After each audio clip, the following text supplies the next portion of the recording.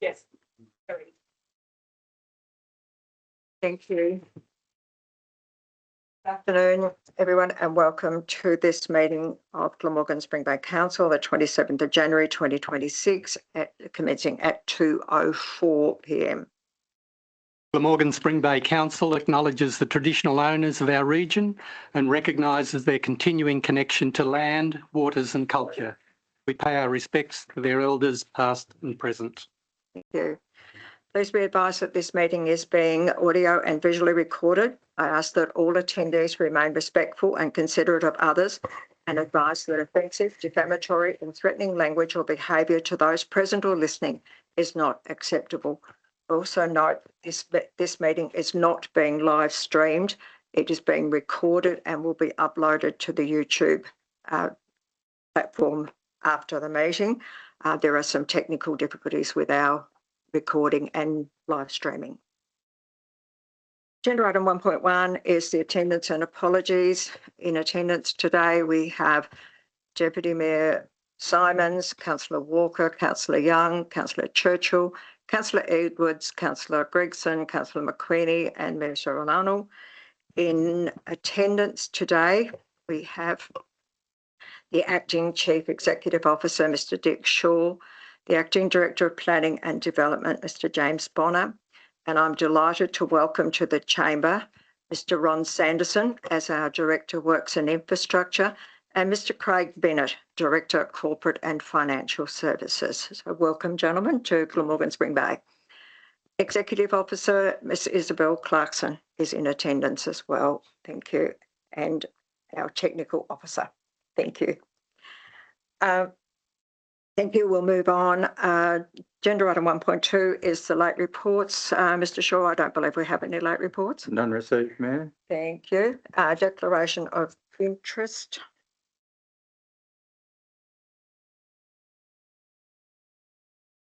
As Mayor, I request elected members to indicate whether they have, one, any interest personally or via a close associate as defined in section 49 of the Local Government Act 1993, or two, any conflict as described in the Model Code of Conduct for Councillors in any item included in the agenda. Nothing to declare? No. Thank you. Agenda item 3 is the minutes of the ordinary meeting of Council on the 9th of December. There is a recommendation on page 6. Councillor Young? I move that the minutes of the ordinary meeting of Council held on 9 December 2025 at 2 p.m. be confirmed as a true and correct record. Thank you. Do I have a seconder? Councillor Walker, thank you. Put the motion. All those in favour? Those against? Carried unanimously. Thank you. Agenda item 2.2 is the date and purpose of workshop held, noting that there were nil. Public question time. Agenda item 3.1 is questions on notice. There are again nil questions without notice. Mr. Heck is with us in the chamber, and it was remiss of me to mention in attendance we do have 2 members of the public with us in the gallery today. Mr. Heck, would you like to ask your questions? Madam Mayor, councillors, am I being heard with this? Right.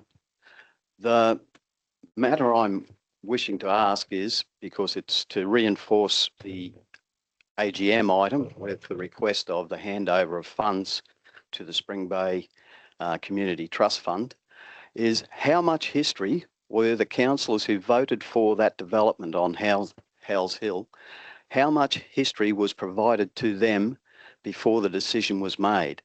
I have information back till 2002 where the community interest for the development of the Lookout alone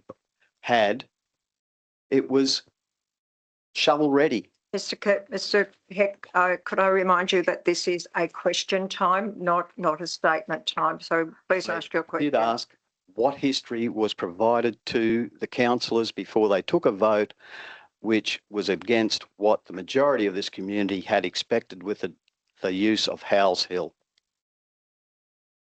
I think I can probably answer that in that the development application when it came would have had all the normal development planning matters that had to be dealt with. I don't know about history. I like you, I have a lot of history around that particular piece of land, but it wouldn't have formed part of the planning decision. The problem I have with that is there was a development application that successfully went through council, which was ignored by council administration. Totally ignored. So, Mr. Heck, please ask your next question.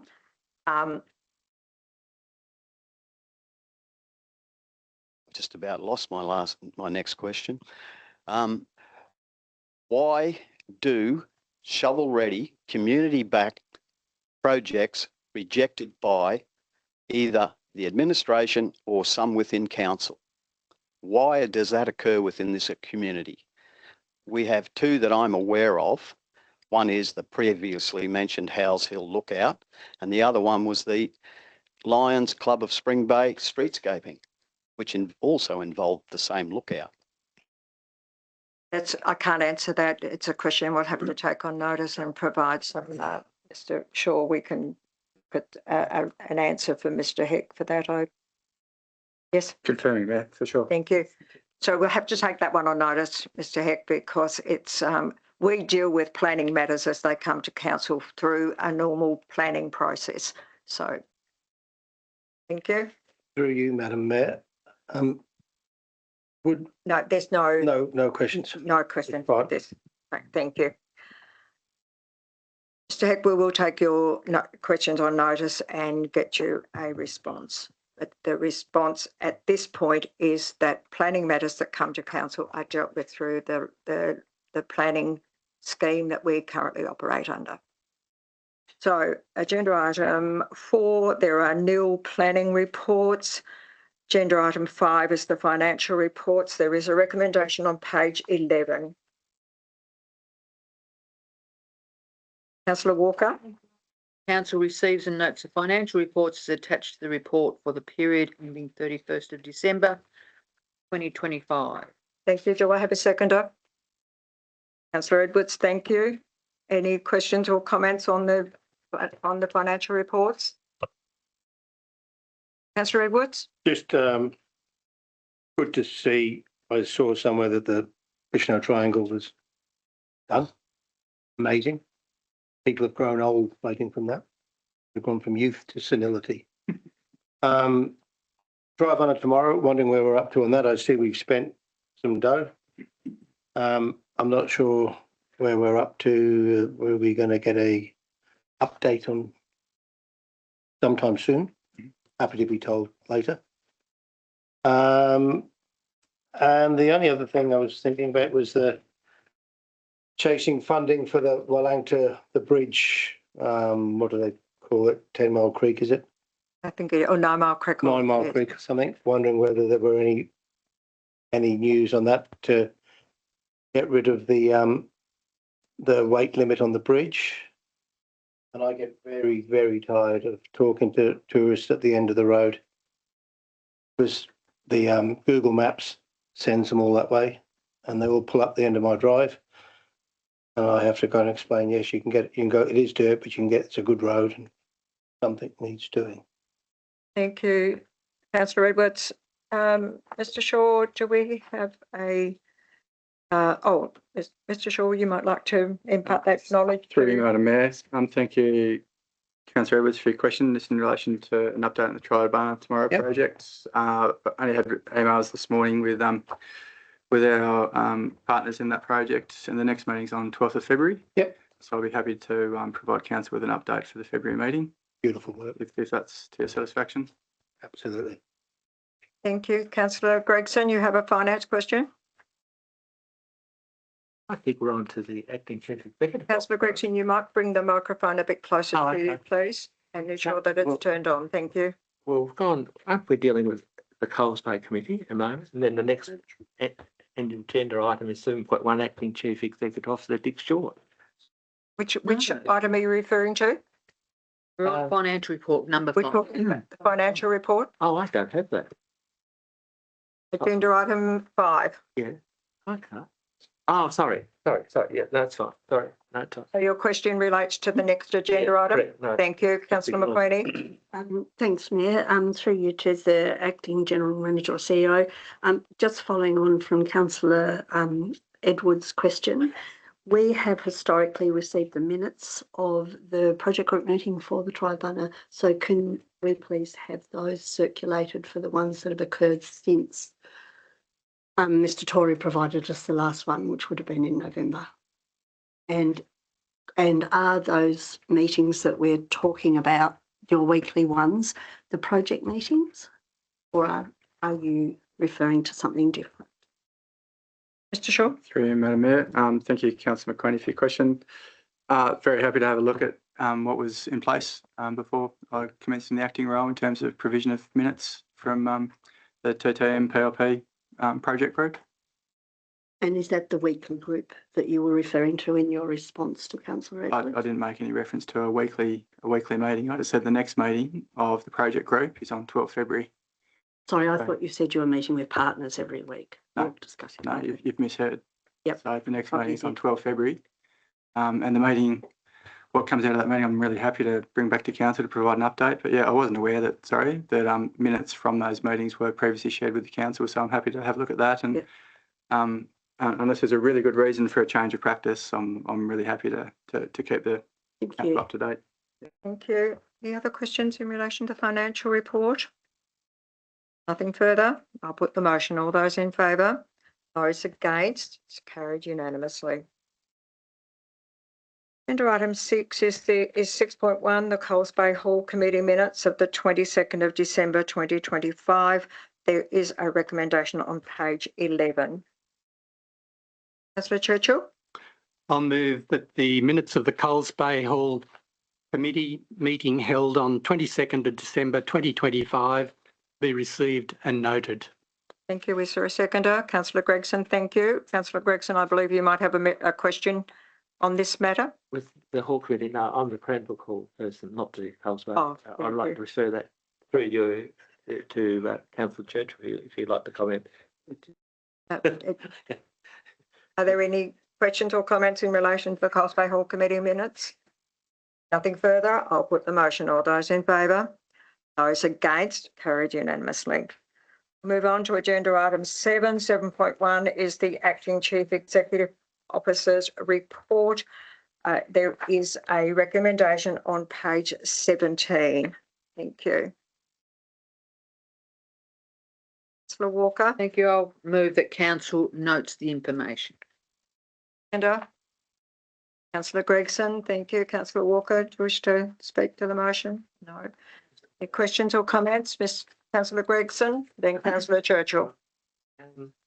On page 12, under officers' comments, we've got General Manager Greg Tory, who's got resigned from the role of CEO effective 2nd of January 2026.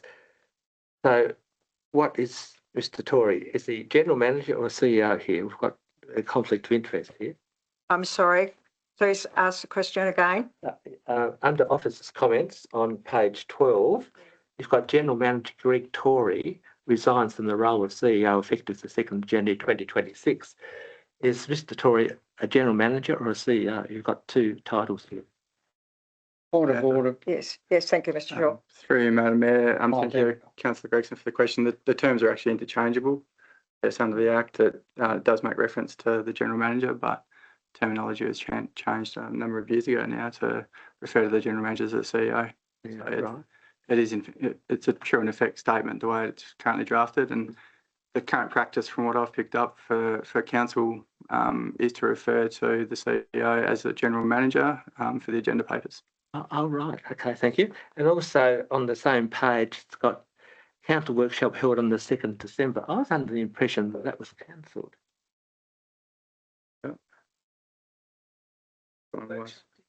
Yeah, a good pick It up. was cancelled. Incorrect. Yes, right. Fine, good. It just says here, note the following council. And I believe just having all here the staff recognition for their efforts with a certificate of appreciation during the Dolphin Sands bushfires.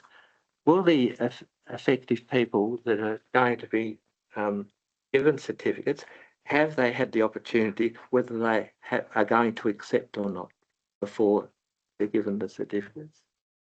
I'm sorry, I don't understand your question, councillor. Right. I believe in recognition of the efforts during the Dolphin Sands bushfires carried out by staff, Yes, I believe that they're going to be given certificates of yes, appreciation. that's correct. Before those certificates of appreciation are given to the people concerned, do they have the opportunity to refuse? The what? Why would, Refuse the certificate. Normally it's. why would, I mean, with great respect, why would they want to? Oh, well, I can give you an example if you like. No, I don't, No. I don't actually need an example. No. The certificates will be presented in accordance with our normal workplace situation. Right. No, that's fine. Okay. And on page 13, timely and effective communication were delivered by Elijah and Isabel, and then got down. It's a bit exclusive here. How about we use the surnames as well, because people reading this document who take an interest in the agenda won't know who Eliza is. Well, if they've got the surname there, that'd be Points taken. great appreciation. Mr. Shaw. Through you, Madam Mayor, just in response to that, I think, yes, good practice, Councillor Gregson. I will note the first time that these staff were mentioned in that section, their full name was used. Yes. And their first name was used thereafter. Yes. But for completeness, I'm happy to ensure that staff names are used in full at all times.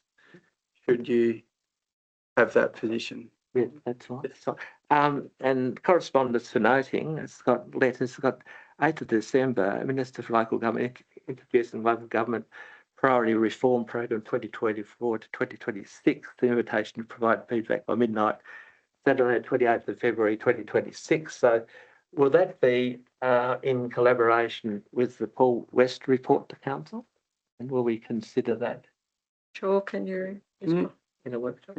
Could you please repeat, Councillor Gregson, which date would one? Yes, it's on page 15, correspondence for noting, letters received, 8th of December 2025, Minister for Local Government introducing the Local Government Priority Reform Program 2024-2026 with an invitation to provide feedback by midnight, Saturday, 28th of February 2026.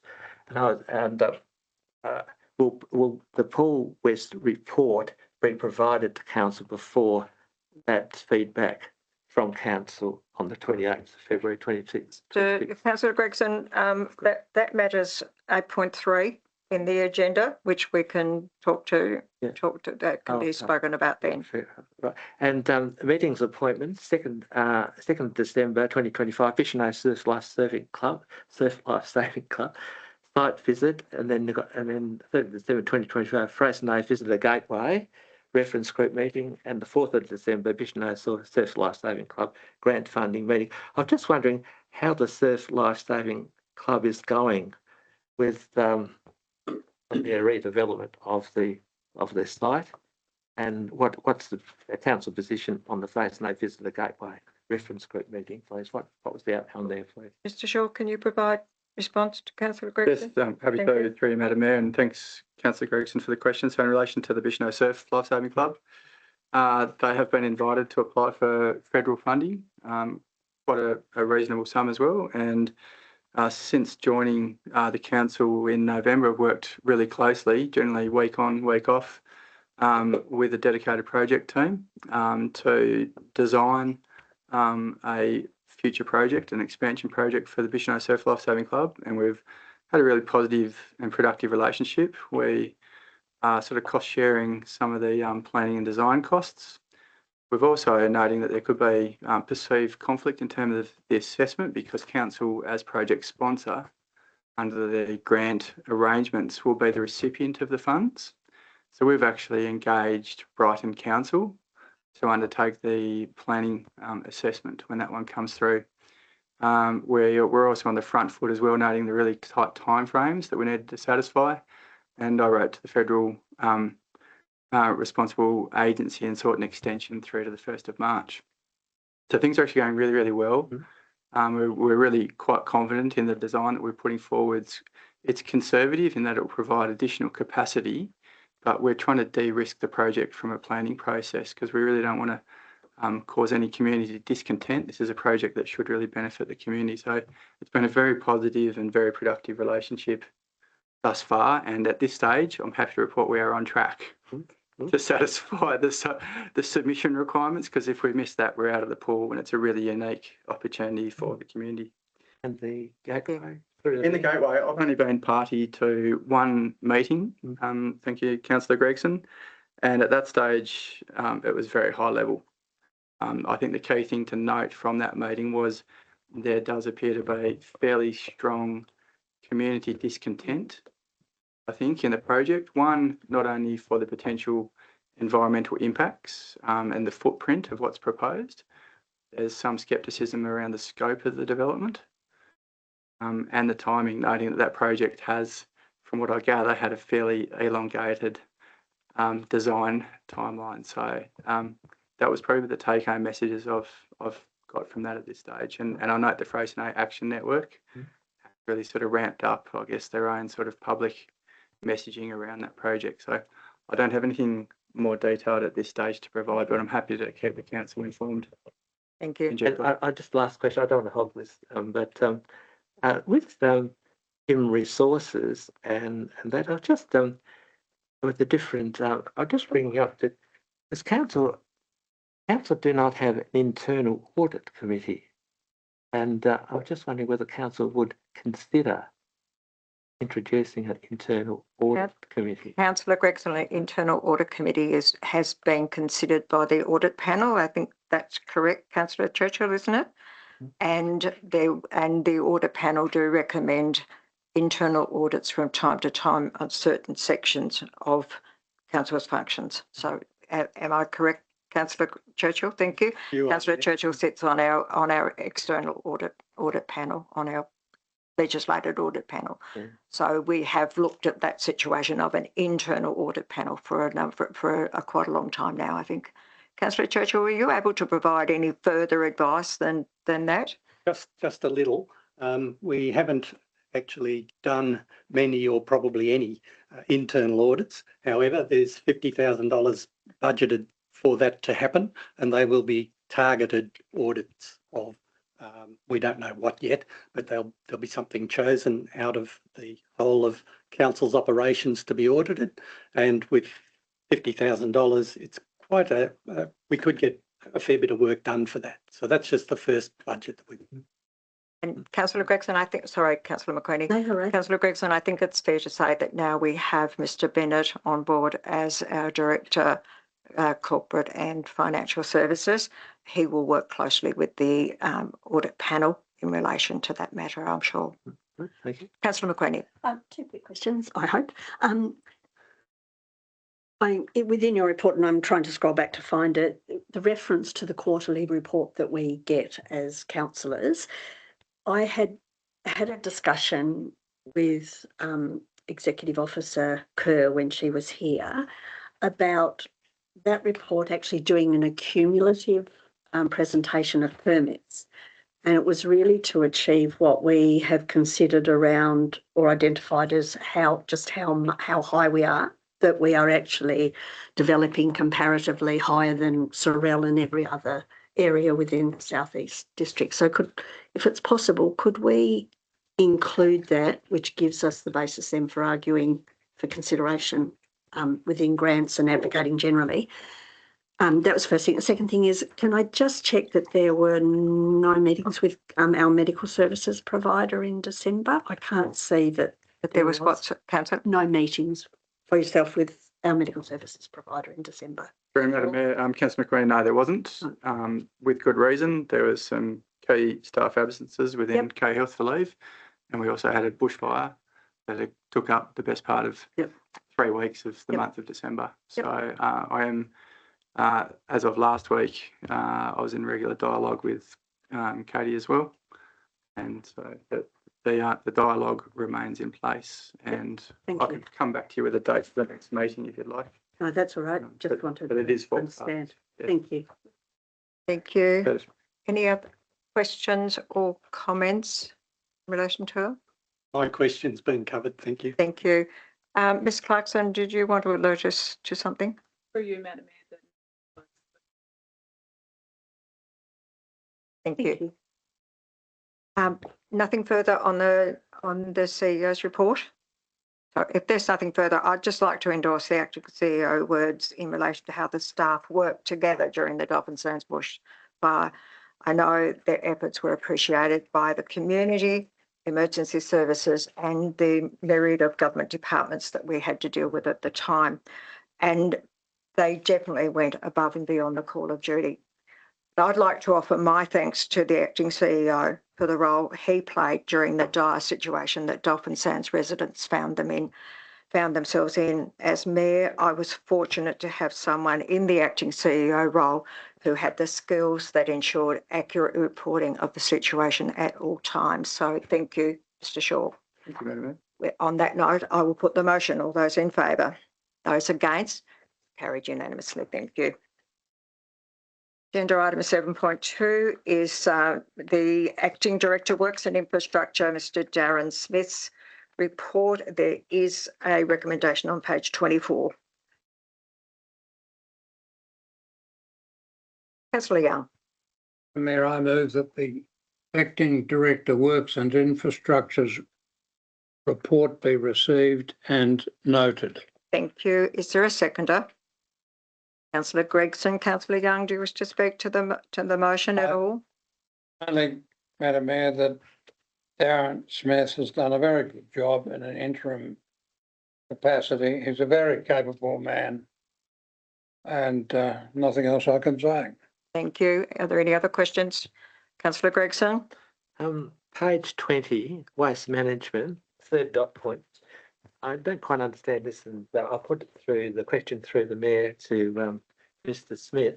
Drum Muster are now also introducing bag muster for recycling of bulker bags. This will be implemented at the Swansea WTS alongside the Drum Muster program. Could you, through the Mayor and to Mr. Smith, could you interpret that? Councillor Gregson, I'll draw your attention to the fact Mr. Smith is not in the chamber. It's Mr. Sanderson, and I'm not sure that Mr. Sanderson will be sufficiently informed around that matter, as he only joined us earlier this week. Through you, Madam Mayor, I can tell Councillor Gregson what a bulker bag is. I'm sorry. I can tell Councillor Gregson what a bulker bag is if that's what he needs to know. If I may, Councillor Edwards, I appreciate the offer, but I think I should get Mr. Shaw to deal with it. Oh, yep, fine. Thank you. Happy to take it on As an notice. offer, take it on notice. Happy to take it I'll on tell you when you have a cup of tea. Oh, sure. Thank you. And the second point is on page 21, filling of designated fire water tanks at private properties in the burn zone that were utilised during the emergency at no cost to residents. Through the Mayor, I'll direct my question to the Acting General Manager or Acting CEO. Were they the Commonwealth government funded tanks that were applied for by private residents to be implemented on their properties, please? I think Sure. that would have been part of it. Yeah, I don't think we were filling the private tanks. I can seek confirmation and clarification for you. Yeah. Councillor Gregson, but I believe it was consistent with previous bushfire events in the area as well, that we had offered to fill those tanks free of charge for those residents that have lost water in. Councillor response to Gregson, fire. it was only the filling of the fire tanks, Yeah, not yes, personal. Yeah, that's what I not- mean. not Yeah, personal that- yeah, tanks. that's fine. Thank Okay. you. Yeah, that's fine. Thank you. Nothing further? Again, I would, although Mr. Smith's not in the room, I would like to just thank him for stepping into the role on such short notice and for keeping the directorate functioning during what was a particularly difficult period for staff and councillors alike. So on that note, I'll put the motion. All those in Could I favour? just make Oh, a sorry, comment? Councillor Edwards. Sorry. Yeah, also, Acting Director Smith, after the senseless vandalism of the Triabunna cricket pitch, Yes, somebody followed suit and decided to do senseless vandalism with the Alford cricket pitch. And Mr. Smith was incredibly prompt in getting that sorted out so that play could continue with another expense to the council. But he was to be commended how quickly he gets on with things when he is alerted of a problem. thank you. If there's nothing further, I'll put the motion. All those in favour? Those against? Carried unanimously. Agenda item 7.3 is the Acting Director Planning and Development, Mr Bonner's report. There is a recommendation on page 27. Walker. Thank you. I move that council receives and notes the report on the activities of Planning and Development Directorate. Thank you. Is there a seconder? Councillor McQueenie, thank you. Councillor Walker, questions, comment? Well, I'd like to just say one comment on all the reports and how detailed they are, and acknowledge the directors for their work on Thank you. keeping us informed. Thank you. Other questions? Any other questions? Councillor McQueenie. Thank you, Mayor. Through you to Director Bonner. Just with regard to the. Can I please just say something? It was remiss of me not to invite Mr Bonner to come to the table. We decided, we did make the decision a couple of meetings ago that officers should be at the table during their report, because it's easier for councillors to ask questions without having to turn around. So, Councillor McQueenie, would you like to start again? Yes, thank you. Mayor, to you, Director Bonner.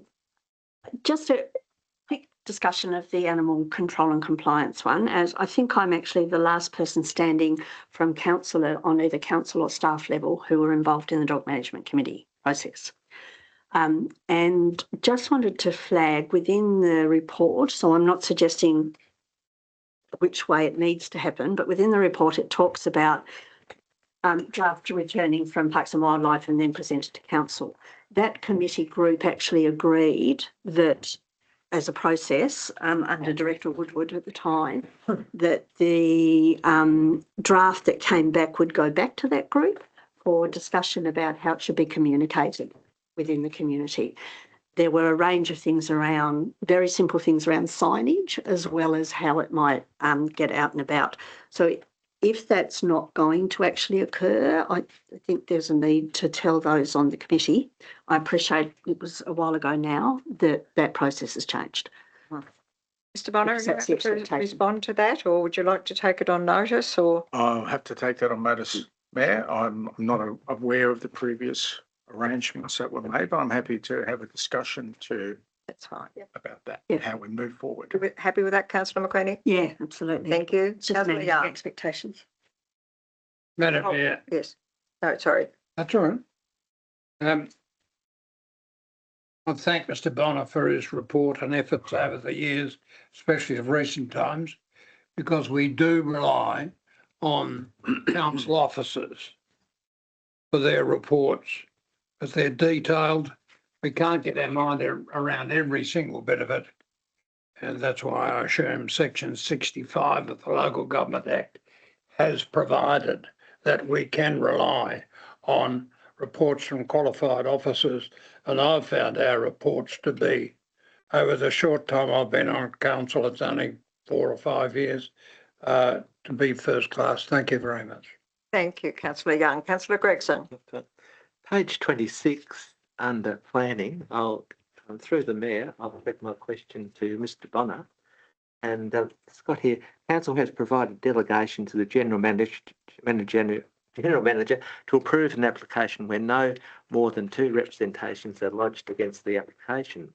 2 applications assessed during the period received 1 to 2 representations. There are currently no planning appeals in mediation.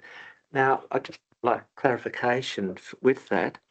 If a development application is lodged and there are 2 or less representations and it goes to the general manager without going to the council for a ruling, does that apply to discretionary development applications? Although there's 2 or less, if it's discretionary, it still doesn't come before council? Mr Bonner. Through you, Mayor. So the delegation refers to representations received. It's not how the application moves through the planning process. So if we receive more than 2 representations, it comes to council for determination. Correct. Anything under that is determined by staff under delegation. Right. And I should add, Councillor Gregson, that if the planning matter appears that it may be a controversial one, regardless of the number of representations, the planning staff will bring it to council. That's an accurate statement? That's Bonner? correct, Mayor. Thank you. Yes, if we believe that we haven't received the representations, but we believe it's of significant public interest that council would be interested in seeing it, we will forward it up and we provide a report. To council. As has happened, the officers have made us aware of a couple of controversial ones in recent times. So, And it will be referred to. yes, it will be referred to for a council if it is a controversial one. Yes. Thank you. Thank you. Is that it, councillor? Yeah, that's fine. Thank you. Anything further for Mr. Bonner? Nothing further. I'll put the motion. All those in favour? Those against? It's carried unanimously. Thank you, Mr. Bonner. I'd like to endorse the words of Councillor Walker and Councillor Young for your reports while you're in this role. Thank you. Agenda item 7.4 is the action register. There is a recommendation on page 28. Councillor Edwards? Sorry, I was scratching my head. Sorry. The Somebody recommendation is on watch page them, 28. Councillor Edwards. Councillor Walker? Thank you. I'll note, receives and notes the active resolution report. Thank you. Seconded, Councillor Young. Thank you. Any questions or comments on the resolution register? Councillors can, of course, direct those. Any questions through to the officers, the acting CEO at any time. Nothing further? I'll put the motion. All those in favour? Those against? Are you against, Councillor McQueenie? No, I had my hand up. Sorry, thank you. Sorry, wrong Thank hand. you. Carried unanimously. Thank you. We'll move on to agenda item 8, which is officers' reports requiring a decision. The 8.1, the capital purchase of 2 new vehicles. There is a recommendation on page 33. Deputy Mayor Simons, thank you. I'll move the officer's recommendation that council authorises an increase to the capital works program for the 2025-2026 financial year of $115,000 to cover the purchase of a new executive vehicle and a new pool vehicle, and council retains the existing pool vehicle as in option 1 of the recommendation. Thank you. Is there a seconder? Councillor Churchill. Deputy Mayor, do you wish to speak to the motion? No, it just makes good common sense in our risk matrix. It's all in the green as low risk, so I'm happy to go with the officer's recommendation.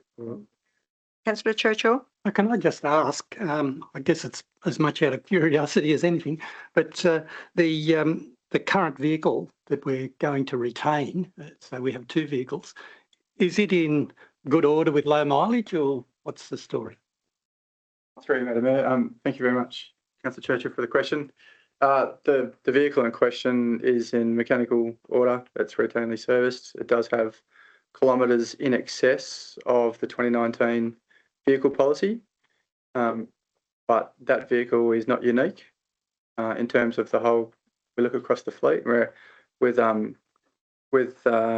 Craig Bennett now joining the team, we now have the resources and capacity to undertake a audit of both the indoor and outdoor pool of vehicles, and from that we expect to identify a number of vehicles that are probably in more urgent need of rotating out. And obviously the kilometres are set, the optimal kilometres in terms of use and trade-in, that really has an impact, I guess, on the price, monetary return we get. So we're really conscious that we need to manage the fleet to best utilise, I guess, the capital that's invested in it. So long story short, yes, the vehicle is fit for purpose. It's operational. It's mechanically sound, but it does have high kilometres. The logic behind this option was that we do believe we are very under-resourced in terms of a general pool vehicle. We think, noting that this current pool vehicle has a book value of less than $10,000, it can't depreciate closer to zero, we don't feel. And we think it's a more prudent use of the fiscal resources of the council to trial retaining that and having 2 pool vehicles. We can assess the utilisation prior to end of financial year. And if we find out we're not using it, we don't need to purchase a second pool vehicle. We think that's a smarter option than putting in a recommendation to purchase 2 pool vehicles now, then tying us into a capital expense. Councillor Gregson. Thank you. And Councillor McQueenie, I'm happy to take questions from you, but if I could just add something to that, to Councillor Churchill's question, and that is that there's currently $40,000 in the budget for replacement of the Subaru that the Mayor has. That vehicle's done in excess of 180,000 kilometres, but it is in good condition mechanically. So when we were recruiting for a new director of corporate and financial services, I suggested to Mr. Tory that he might like to channel the funding, that $40,000, into the purchase of a new vehicle, because as council's aware, the former director in that department didn't have a council vehicle, so we were looking for funding for the new director. My purpose around it is that we've made some very, very difficult decisions and hard decisions about rates over the last 2 to 3 years. And with only 10 months left in the life of this council, I didn't think it was appropriate for the Mayor to drive around in a new vehicle, particularly when the one I have is mechanically sound. It's had a major service and some tyres changed on the authority of Mr. Tory. And I don't see any need that it won't be serviceable for the Mayor in the next 10 months. So there is that $40,000 in that line in the budget that can be channelled into the purchase of these vehicles. Thank you. Thank you. Councillor McQueenie. Thank you, Mayor. Through you to Acting CEO, I'll be supporting the motion, but just for information's sake, in the context of the Audit and Risk Committee indicating a sensitivity to, I think I'm right, so correct me if I'm wrong, sensitivity to the reserves that we continue to hold because of the projected financials, what will our reserve situation be? And I appreciate you may not know that offhand, but post this, I guess I'm wondering how much of the reserves it actually represents as a spend. But I'm happy to have it follow. On notice, Mr. Shaw.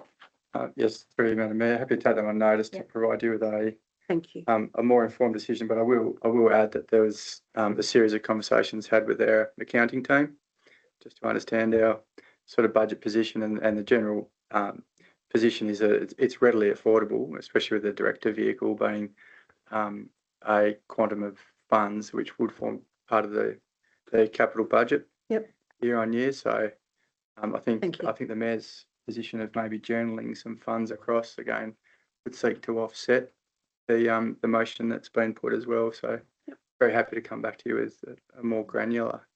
Councillor McSweeney, I'm sure our new director of corporate and financial services will have it under control after this meeting. Councillor Gregson, you had a question? Yes, please. I'd like to direct my question through the Mayor to the Acting CEO. It's got author of this report, one of the better word, author, Acting Chief Executive Officer Dick Shaw, responsible officer, Acting Chief Executive Dick Shaw. Is that normal practice to have the two the same? Is it what, sorry? Have the two personnel the same as author and responsible officer? Yes.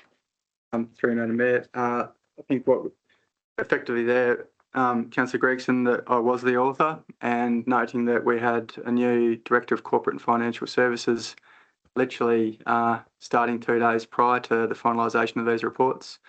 I made an executive decision that I was best positioned to not only author it, but to be the responsible officer in light of talking to this paper today. So you're quite right. Normally you might not see the both. This is unique. Yes. No, I just threw it me. I thought it might have been due to staff shortages at the time. Just noted that the executive, whoever it is, executive, can take a $15,000 instead of a car, provided they can have $15,000 per annum. If personnel, it's not directed to anyone. If the personnel is doesn't need a vehicle and is working from home, is that $15 applicable to be applied to that employee?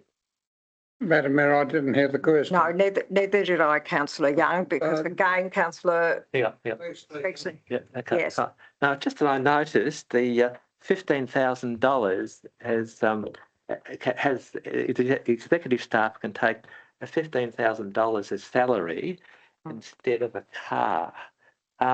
If an employee or an executive is working from home and doesn't require a car, do they still have the access to that 15,000? Mr. Shaw, thank you. Through you, Madam Mayor. Thank you, Councillor Rees, for the question. Yes, it forms part of the executive salary package. So for the former director of corporate and financial services, that person did indeed take that as part of their salary package. So it would have been remunerated fortnightly. Good, thank you. And just one last question, please. On page 33, it's got here the effectiveness and value of this proposal will be trialled for a 6-month period, then evaluated to support informed decision making for the long term and asset, and assessed whether the 2 pool vehicles are assisting with vehicle delivery throughout the LGA, local government area. I assume that they're going to keep the older car, and if it's not required, the older car will be eliminated, and just the one will be That's operated. probably the situation, councillor Gregson, but I think it needs to be recognised here that this is actually an operational matter, and the CEO and the Director of Corporate and Financial Services will make the decisions around that in terms of once we've gone through this process. I'm just looking at It's not a question that can be answered at this point, I don't think. Through you, Madam Mayor. Yes, councillor Edwards, I'm sorry. You're right, that's fine. Director Sanderson had a treat today. He got to have a trip in the Pride of My Fleet. Sorry, I He can't. got to have a treat. He had a ride in the Pride of My Fleet of vehicles. All of my vehicles have over 300,000 kilometres on the clock and go like a dream. I think it's a very wise use, a great option 1. Very sensible of the council to keep the older vehicle, which is safe, and use it as a pool vehicle rather than trading it in and maybe getting 7,000 or 8,000 for it. So well done to whoever came up with option 1. As our director would say, the comfort and level of safety he experienced this morning was outstanding. Thank you, councillor Edwards. If there is nothing further on this agenda item, I will put the motion. All those in favour? Those against? It's carried unanimously. Thank you. Agenda item 8.2 is the notice of motion, question on notice from Mr. Heck at the annual general meeting. There is a recommendation on page 35.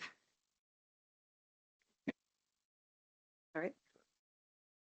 Oh, Mr. Sanderson, would you care to come to the table? I believe you've had some input into this. Thank you. Thank you. There is a recommendation on page 35. Anyone? Councillor Edwards? I move that the council does not proceed with the action stated in the motion 289/25 carried at the 9th of December AGM of 9th of December 2025. Thank you. Is there a seconder? Deputy Mayor Simons, thank you. Mr. Councillor Edwards, do you wish to speak to the motion? I reserve. Thank you. Any other questions or comments in relation to it? Councillor Gregson? With regard to this motion from a member of the public at the AGM, it really does show the democratic power, whereas a member of the public can address council at an AGM. I think it's really quite democratic and shouldn't be interfered with. So possibly may vote for the recommendation, but it really does show the democratic right within an AGM that members of the public can have their say, and I think that's very important. Do you have a question around it? No, just more of a comment. Thank you. Councillor Young? I've some concerns about the motion moved by Mr. Heck with very good intention and supported by Councillor Gregson. if there was a Spring Bay Community Trust Fund created, this motion does not say for what purpose and how the monies would be used either now or in the future. So I've thought about it and I can't support the motion. I'd support this We'll one. support it. Sorry, Councillor supporting. McQueenie. Just I guess a comment, and I didn't support the motion and I won't be again at this meeting. But in the discussion at the AGM, we talked about the issue of the money from sales of land going to within that township, if you like, and the clarification of that in the discussion now. So can we please let community know, because a number of people have come up to say, is that really the case that it's not going to happen? Can we please in some way make a public statement about what, or council decide, if not now, later, what the position is on that? Because the long-standing understanding is that that is how it operates essentially. Mr. Sanderson, was there any other questions from councillors? Sorry, Deputy Mayor, sorry. Sure, right. Councillors first. Yes. Councillor Churchill then. Thank you, Mayor.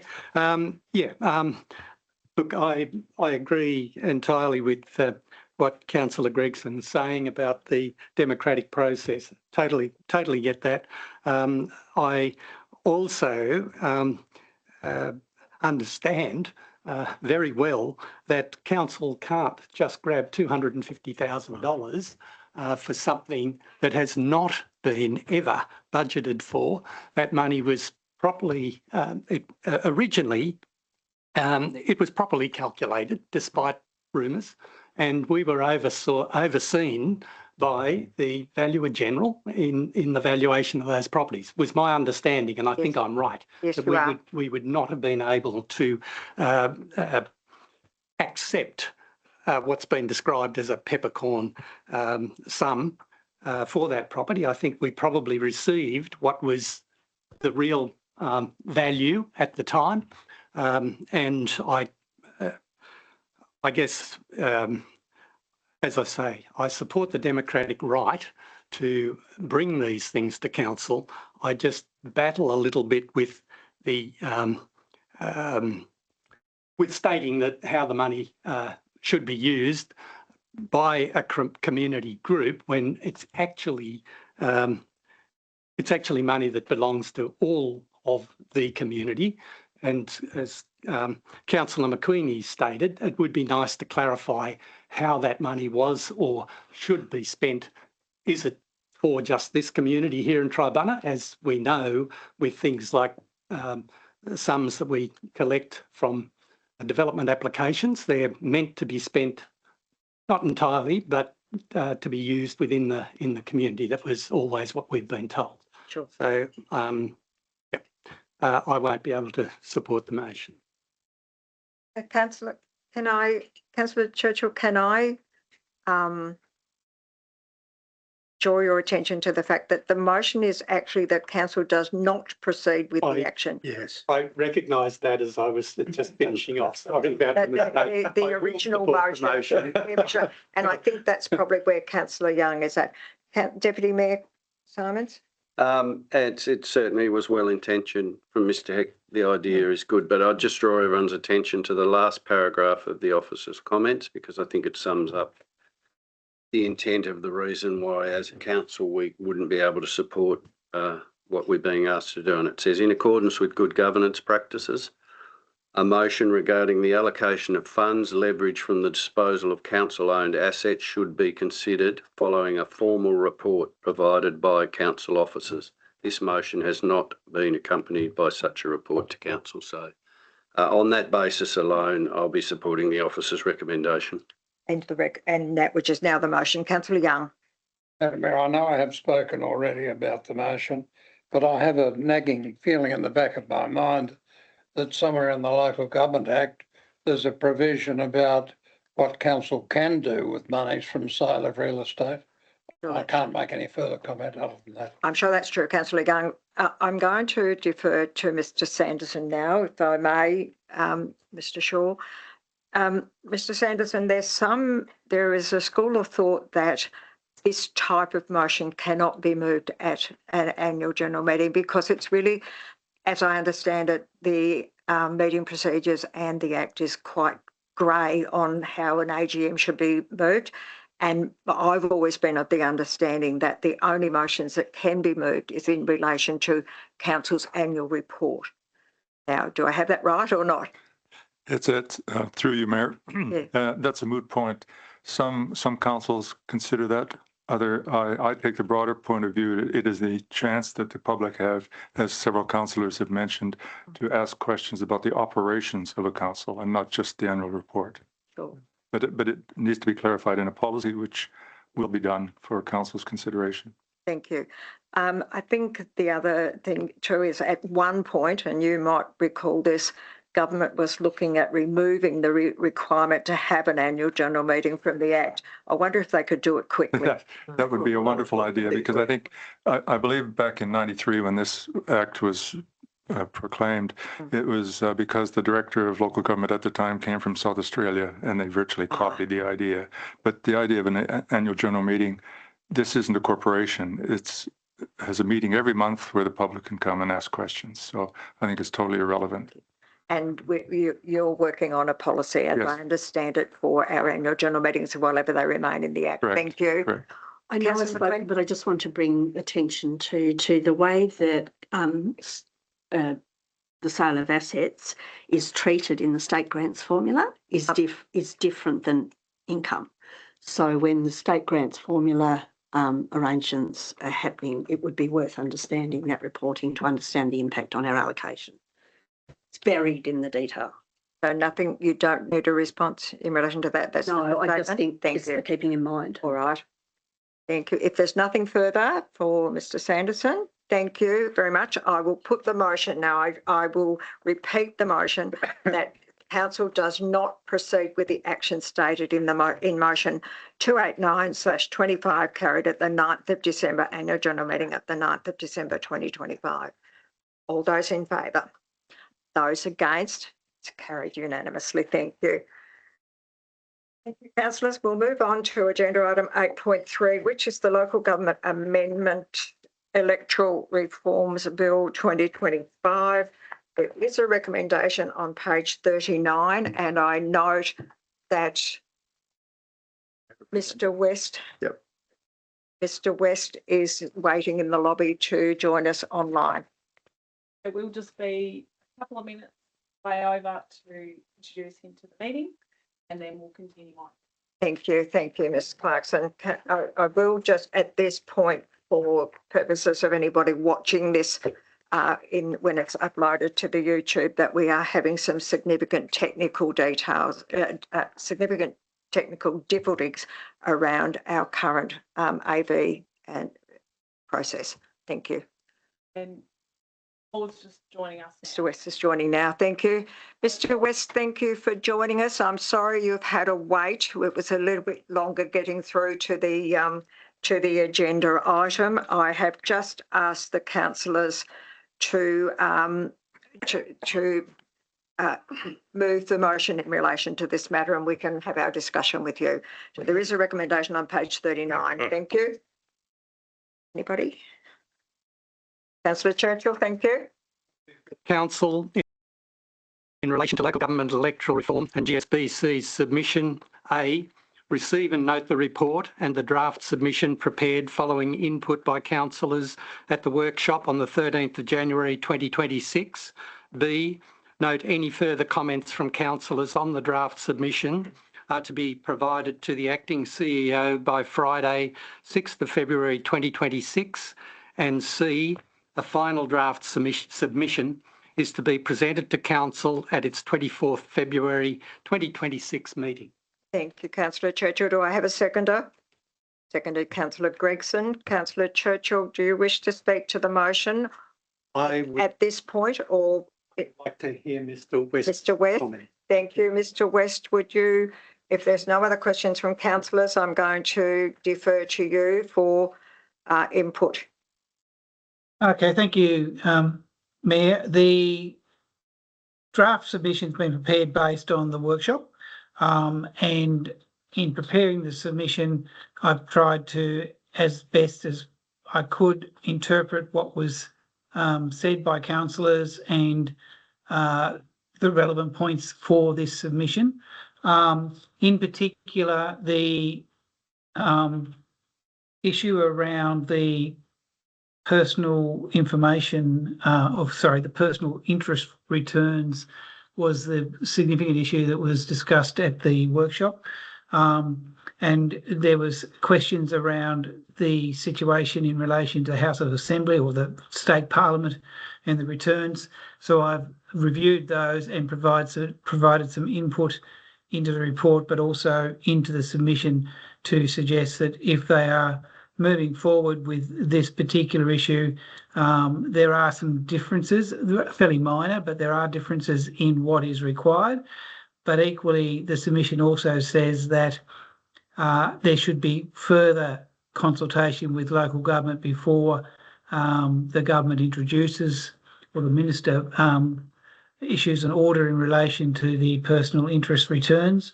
And that was something that was identified by the minister, that if there was a view from council on what reform should be pursued early on and what could wait, this submission essentially says that that is an item that should be the subject of further consultation with the sector before it gets to the stage that you get a ministerial order issued. Thank you. Questions for Mr. West? Anybody? Councillor Gregson? Hello, Mr. West, I've had to call it.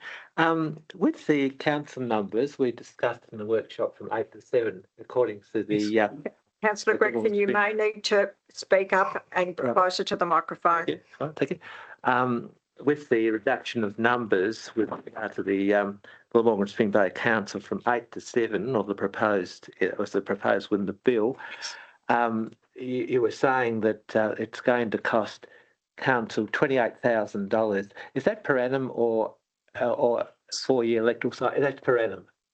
Per annum. That's the impact on the council budget based on the calculations that's included in the information from the local government division.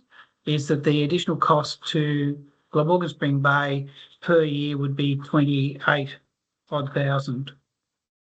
$27,792 in fact.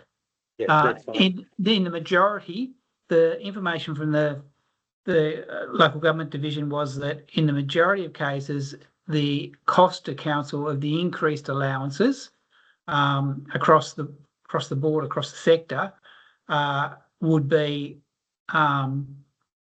wouldn't cost the council, or generally councils, any more than what they currently pay in allowances.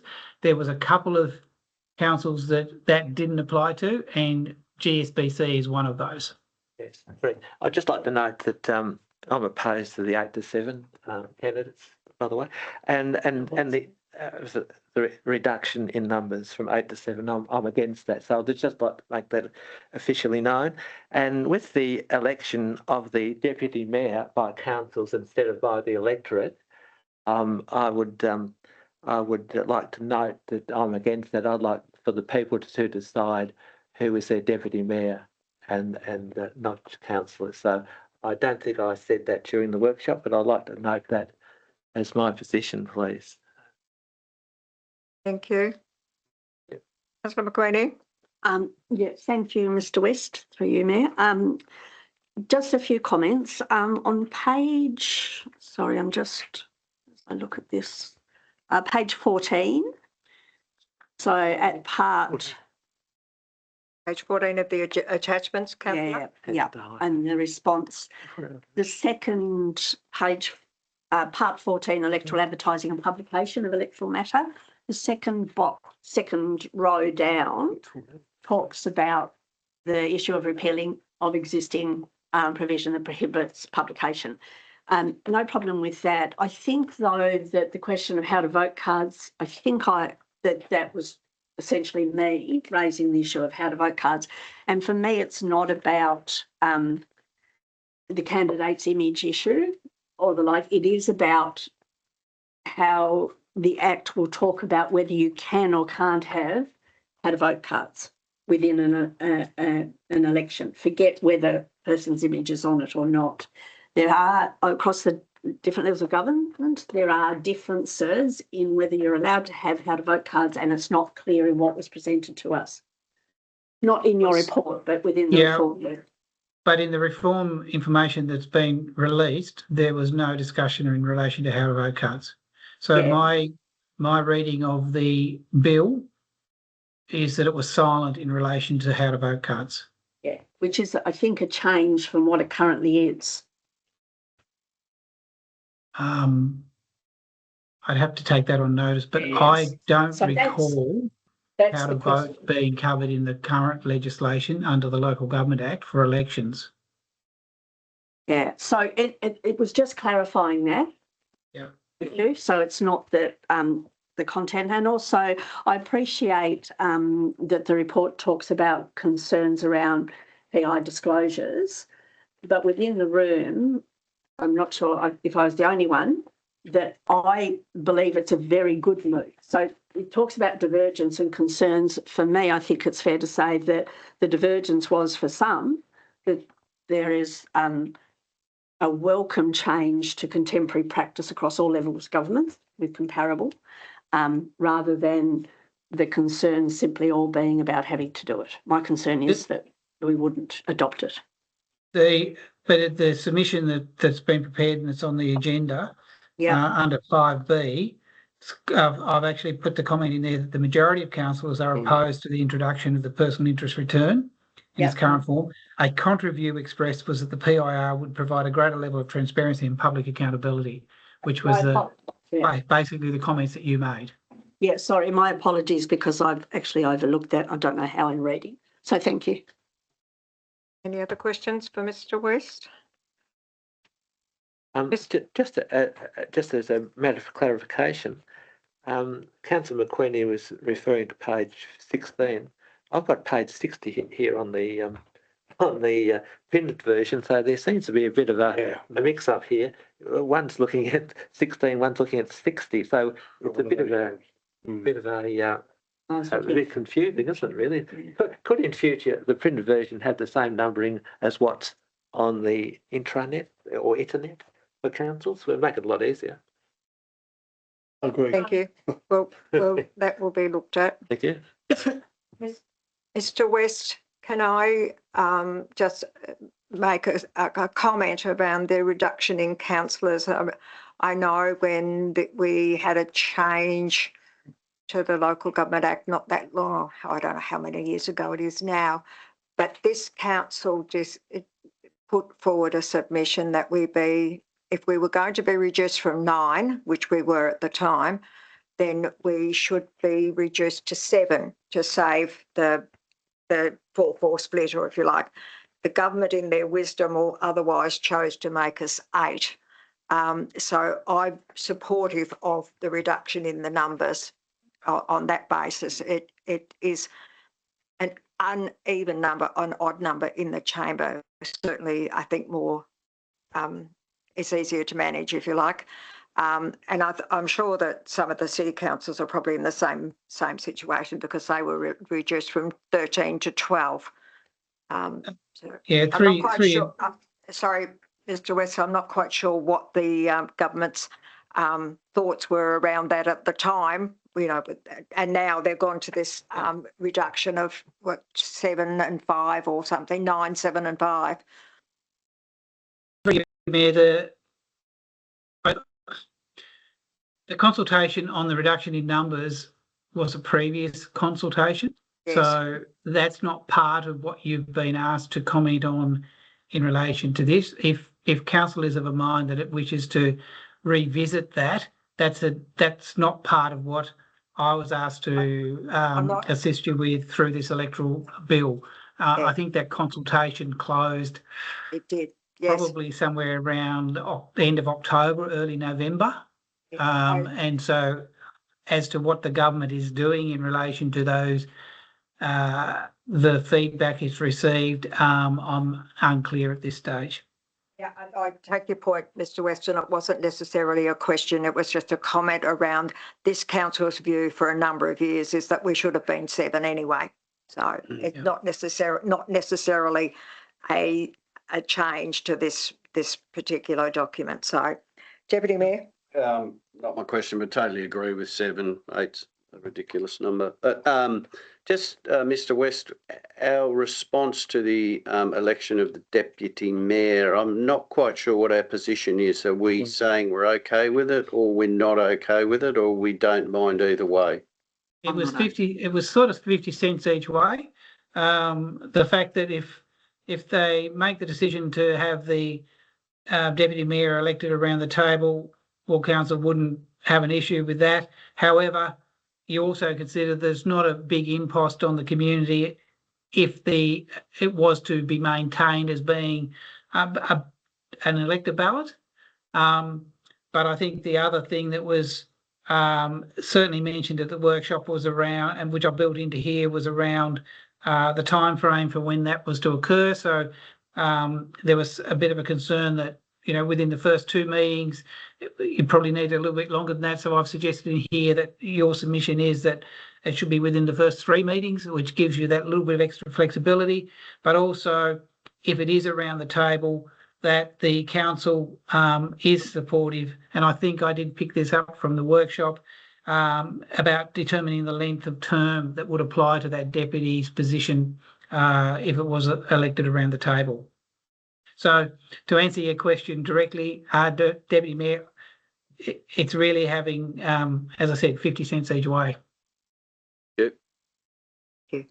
Any other questions or comments for Mr. West, Councillor Edwards? Yeah, I would just say that I'm strongly opposed to the personal interest return business.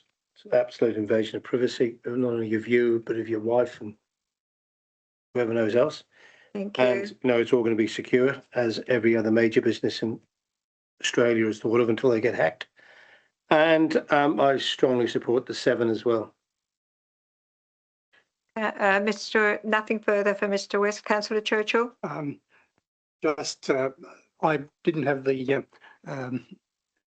benefit of being at that last workshop. And I wasn't either for this, Councillor Churchill, so okay, this thank section. you. But as far as the personal interest returns go, I just think that I know I'm diametrically opposite to Councillor Edwards here, but you know, I just think in the interests of transparency, we need governments and all members of governments to be as transparent as they possibly can be. And I think if we can have less possibility for pecuniary interests to interfere with our decision making, I think that's probably a benefit to community.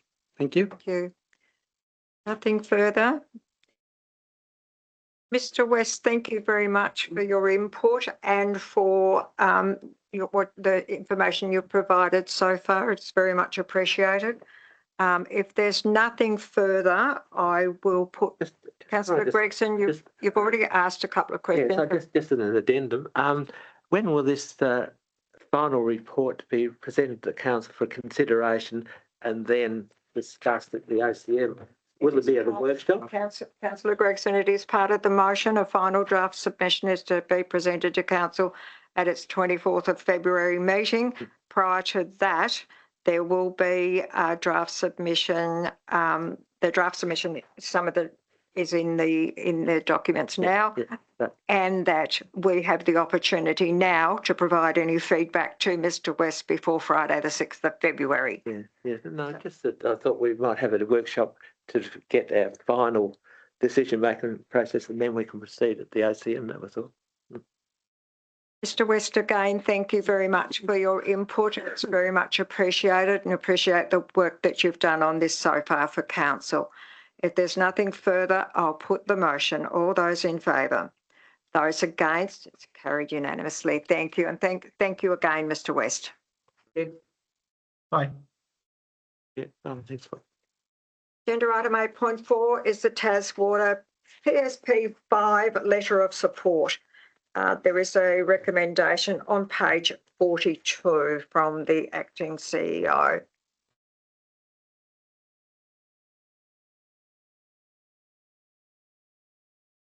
Councillor Walker, thank you. Mayor, I was in the middle of a yawn. Sorry. I was in the middle of a yawn. Sorry. I'll move that council authorise the general manager to provide the requested letter of support in response to Taswater's price and service plan 5. Is there a seconder?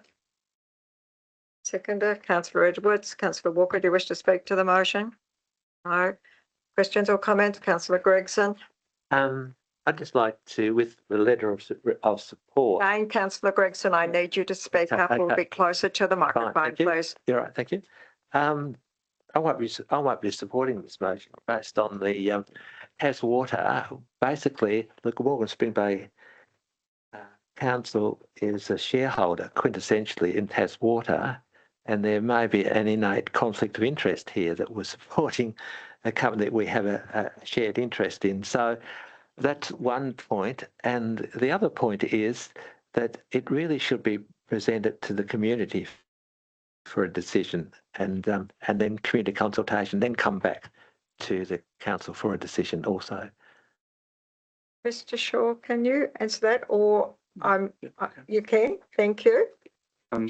Through Madam Mayor, Councillor Gregson, if one of the attachments was the Our Water Future, which was the comms tool effectively supporting the request for the letter of support. Taswater has gone through extensive consultation to arrive at this point. So I guess the value to be derived from this council then going through another period of consultation, which would come at high cost to the council, to come up with a council specific financial position for Taswater to endorse and take forward, I think it's a very low return proposition for council. I think the consultation that Taswater has embarked on through the documentation here it's very detailed, it's very comprehensive, it's beyond just about any consultation process I've seen. So I think we need to sort of accept the process that's gone forth at this stage. And just through the mayor, that consultation by Taswater, I assumed was paid by Taswater? They are a government business enterprise and council is a shareholder in it. So that wasn't my question. My question was the community consultation. Councillor Gregson, I don't believe that we pay anything extra or pay for any consultation that Taswater does. Is that no? That wasn't my question. The question was the consultation by Taswater. Forget the council. That would have been, I assume, to be paid for by Taswater for that consultation with the community. That would be sure, Madam Mayor. That's a fair and reasonable assumption, Councillor Gregson. Thank you. Thank you. Thank you, Deputy Mayor. Yeah, I'd say the consultation and the report they put forward is second to none that I've seen for a long time. But obviously they're a big operation and they can afford to do this fairly well and fairly properly. I suppose the only disappointing part for all of us is the increased costs that they are looking to recoup, and that's always difficult when you are passing on costs. But I think the infrastructure is critical to everyone in Tasmania, and it needs funding at a sustainable level. I'll be supporting it. Councillor Churchill, thank you. Yeah, thank you, Mayor. I'd just like to strongly support part of what Councillor Gregson said here, that as shareholders in this thing, it surely is quite a conflict of interest. I think that's a very good point to raise, that we are shareholders and we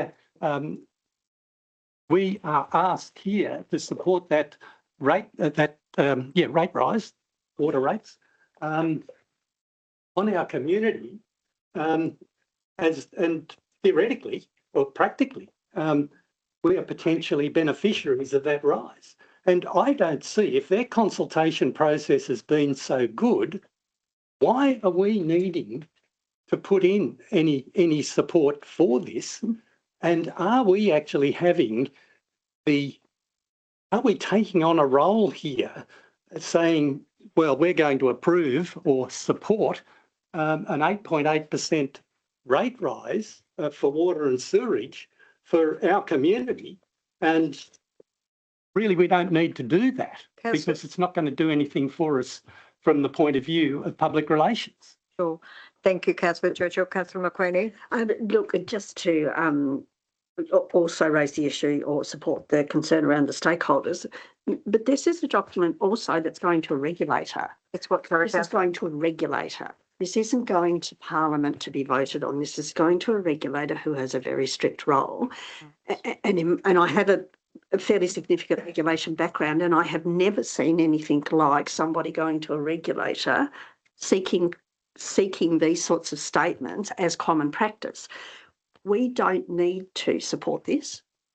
There's no requirement. We don't even have to make any comment on it.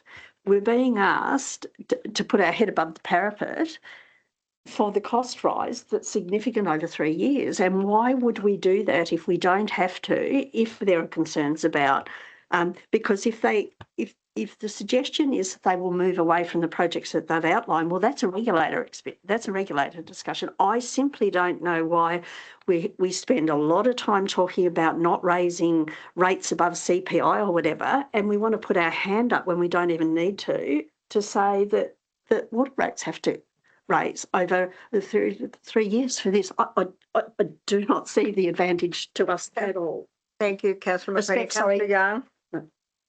Madam Mayor, thank you. If I own shares in a company, I'm asked to vote on whether the dividend shall be increased. Quite often I'd vote for it.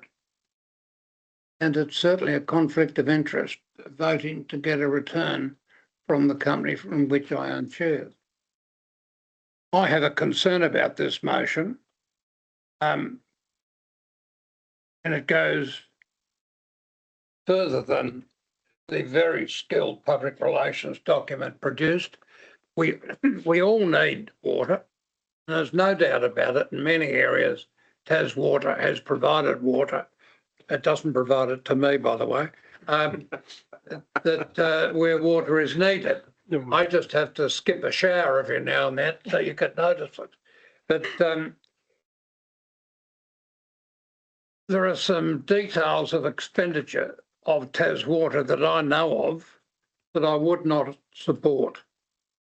And it's an unnecessary expenditure from a water point of view, but it's a political expenditure, and that's why I'm not going to support the motion. Thank you. Councillors, Mr Sanderson has had a long involvement with TasWater, and it might be an opportunity for him to provide some background around this and his thoughts on conflict of interest. Mr Sanderson, Yeah, okay. Are you happy to do that? Yeah, briefly, Mayor, thank you. Yes, I was involved early on in the setup of TasWater back in 2007, 2008. And the idea of being councils are owners, yes. I see absolutely no conflict whatsoever in one of the owners supporting the board decision to do some works and ask for support at the regulator. I totally agree. It is not necessary. It certainly does not have to be done. There are concerns of why would council want to support a rate rise? That's a concern, of course. But on the other hand, as pointed out, there are very important works of infrastructure that need to be done in this municipality. And that's where it is no problem in supporting that for that reason. But it's your decision, of course. But I don't see any conflict of interest whatsoever. Thank you, Mr Sanderson. Councillor Edwards, thank you. Whilst I'm very reluctant to support it, whilst I am reluctant to support any increasing cost on the ratepayers, because they get slugged enough as it is. We've just had, I think, $8 million spent in Orford with the new sewerage lines that I saw in some of the hundreds of pages of paperwork about extending the outflow further out to reduce pollution. So, yes, whilst it is a substantial increase, I think we'll have more people complaining when there's poo on the beach. So we're sort of torn between the devil and the deep blue sea. we've had the benefit of the money being spent in Orford and Tribunna, and we will have more spent. And I think it may be slightly selfish of us, even if the money is spent elsewhere, we've had the benefit of the funds for Taswater, last year. So, Deputy Mayor. I'll just add a part of the reasons why I'd support it. The communications from Taswater have advised, as they say here, that they're following projects that are proposed to be delivered within the life of the PSP5. Just a quick add up there, it's over $20 million worth of projects within the life of this document that will be potentially delivered to our municipality. So it's a pretty reasonable, I think if you added the increase up by per ratepayer, we'd be a fair way ahead in that value matrix. I think it's a reasonable value. I know we don't like increasing costs, but again, it's a critical piece of infrastructure that should be well maintained. yeah. Councillor McCrenny. Just with the benefit of our new director's experience, I just want to clarify, because there's been discussion here and in the workshop, the board has made a decision, as I see it, that that's what they are going to fund in their statement. Whether we want to support it or not, it represents a decision by the board, and they're moving away from that would be something that one would expect to be reported. There was sort of a sense that if we don't say we like this, that we might lose out on those projects. Is that your experience, that we're sort of held hostage almost, if you like, to support things, or we don't get infrastructure development? Because that would be something the regulator would be very interested in, I would have thought. Sanderson, thank you. If I may, through you, Mayor, a blackmail, no, it's certainly not that. It's all it means is that they need this much money to do all of these projects they've put in their forward planning, right? As part of the PP, whatever it's called. Yeah. And if they don't get that, certain projects will be dropped, obviously. And that will be, it's not if GSB puts up a hand and say, we support it, that doesn't mean that you're going to get it. You're going to get it if the things reduce, of course not. But I think it's just a show of support for their program. Just as an addendum. Councillor Gregson, please. Yes, just through the mayor. Councillor Gregson, Yes. please. Councillor Walker hasn't had the opportunity to speak Yeah, yet. but I'll be closing if I do. I'm sorry. I will be closing when I do. Thank you. Now, Councillor Gregson. No, I'd just like to add that I don't think council here really has a role. The only reason why we're being included is a form of cheerleader, basically, and I don't think that it's council roles to be a cheerleader for Taswater, essentially. So I think we should keep right out Thank of you, it. Councillor. You've spoken twice on the matter. That's it. Anybody else? If I may, I know it's my second bite of the cherry, Sure. but I think a lot of the local residents would be extremely happy to see the money being spent on improving the safety of the Prosser dams, as well as options for increasing the dam's capacity. Sure. So we don't have water restrictions every year for the last 32. Even whilst Taswater are telling us we've got plenty of water, we can keep subdividing. So we either have to decide whether we want more water or we don't. And you don't get more water with it. And it's not blackmail, I know that, but it's part of their picture, part of their plans. As Director what's your surname? Sanderson said, something gets cut if they don't get efficient money. They're not going to say we're going to cut you because you voted against it. But also we needn't be churlish. I think we need to support what they have predicted for our community. And if there's a chance of getting some more water or another dam, so we're not constantly under water restrictions, it would be a blessing. It would indeed. Councillor Walker, you may close. Thank you, Madam Mayor. I've listened intently to everyone's concerns with regards to this, and it's one of these, in my opinion, it's one of these things, why is it here? Us to decide on something that's always or is going to happen, and I get the fact that if there is no rate rise coming along, none of these things can happen. We've done it ourselves. We've done the rate rises so that we can get ourselves in a better position. So rate rises are, and sadly and unfortunately, a fact of life and something that happens. And I'm what's the word? Ambivalent. You know, I don't really care one way or another is to support this or not, because it's going to happen anyway. So it's I suppose a show of goodwill in that regard. So Thank you, councillor. I'll put the motion. All those in favour? Those against? Oh, sorry, can I go back to the in favour, please? Councillor Edwards, councillor Walker, Deputy Mayor Simons and Mayor Arnold. Those against? Councillor Churchill, councillor Young, councillor Gregson and councillor McQueenie. The motion is lost.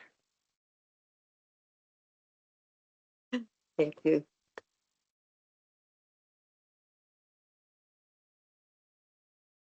Agenda item 9 is councillor motions with notice. There are nil. Councillor petitions nil. Councillor question time 11.1 was questions taken on notice at the 9th of December 2025 council meeting from councillor Gregson and councillor McQueenie. The responses from the general manager in the document. Gregson. Question with regard in relation to this? No, I have a different different question. In relation to your question on notice? No, not on notice. It was a question without notice. Councillor McQueenie, do you have a question about your question on notice? Just if you could, I'm just scrolling through and had problems. So if we could just, we're up to page 45 of the agenda document. Thank you very much. Thank you. Fine. Sorry? I'm fine. Thank you. Yep, thank you. We'll move on. Agenda item 11.2 is comments and statements. Councillor Walker, then Councillor Gregson. Can I just intervene through the mayor? I'm going to ask a question without notice. That was the question on notice. So we're eliminating the question. We don't have questions without notice now, councillor. We have comments and statements. So I'm comfortable with you putting your question without notice in 11.2. When did that happen? Sorry? When did that change? What should happen? Madam Mayor, you're going to take that in order and deal with the councillor Walker's question before we go to council question time. Questions taken on notice. Sorry, councillor Walker. I probably do need to defer to councillor Gregson as his question. Sorry, councillor Gregson. I'm sorry about that. No. Just I thought I had a memory that we had 2 sections in here about councillor questions, but it was obviously a poor memory. Right. No. So just for clarification through the mayor, we still have a councillor question. Yes, it's councillor question time. Yeah. So thank you. No, it's just that I've had an inquiry with regard from several constituents whether council would consider the implementation of green waste bins, and has council in the past considered that, and would they consider that in the future, and when, and if not, why not, please? Mr. Shaw, I think it's something that we need to take on notice. Is that, or do you have a? Madam Mayor, thank you, councillor Gregson. I'm very happy to take that one on notice. And my second question is to refer to the Sherburn Road. The what? Sherburn Road, which is near Devil's Corner, which is quintessentially Absalom, for want of a better word, in that area, north of Swansea and south of Bicheno. And there was a report from Peter Porch, or for want of a better word, that he was investigating the status of that road, and there doesn't seem to be any other work done to it since Mr. Porch has left council. So I was just wondering whether council could investigate the status of that road investigation and proceed with where Mr. Porch left off, please, and could they report back to council at the next ordinary council meeting, please, in February 2026. Please. Just, I don't understand the question. no, I will Question- deal with it, councillor Young. Councillor Gregson, there's been a number of reports over the years in relation to Sherburne Road and what happened. I know Mr. Porch was researching the DA for the Devil's Corner cellar door, whatever there. And that did include some information around the road, because the original DA, as I recall it, gave people access to the graveyard that's at the bottom of Sherburne Road or on Sherburne Road there somewhere. I'm not sure when or how that changed, and that's something that we'll have to have Mr. Shaw, Mr. Bonner, or someone look into. So we'll take that one on notice if we may. Yeah, that's fine. That's fine. Councillor Young. Madam Mayor, I have a question. Has council considered a weekly rubbish collection from all those that reside in the municipality? I live in the bush. It takes me 40 minutes to drive here in my little car, and it takes quite a bit of petrol. You drive up, you've got to make a special trip, get to the tip, and it's a hassle and a nuisance. And I pay rubbish collection rates, but I don't have rubbish collectors. So has council considered rubbish collection from all those permanently resident in the community? They can be answered straight away. A later answer would be nice.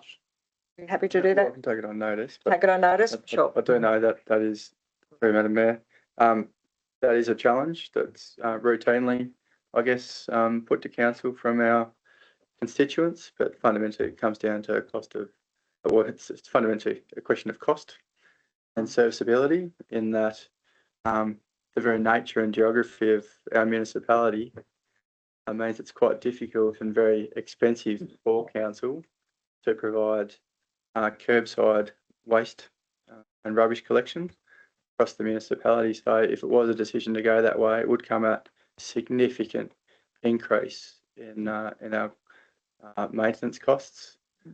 But I'm very happy to. Those that live in remote areas, even though they cut their own verges, unlike many, have to drive up to get rid of the rubbish. And you're provided with tickets, and so it. Oh, we do have tickets. Yes, that's right. But It's it's a not- new charge. Councillor Young, it's not a debate session. Thank you. Thank you, Madam Mayor. Is that your question? Thank you. Councillor McQueenie. Thank you, Mayor.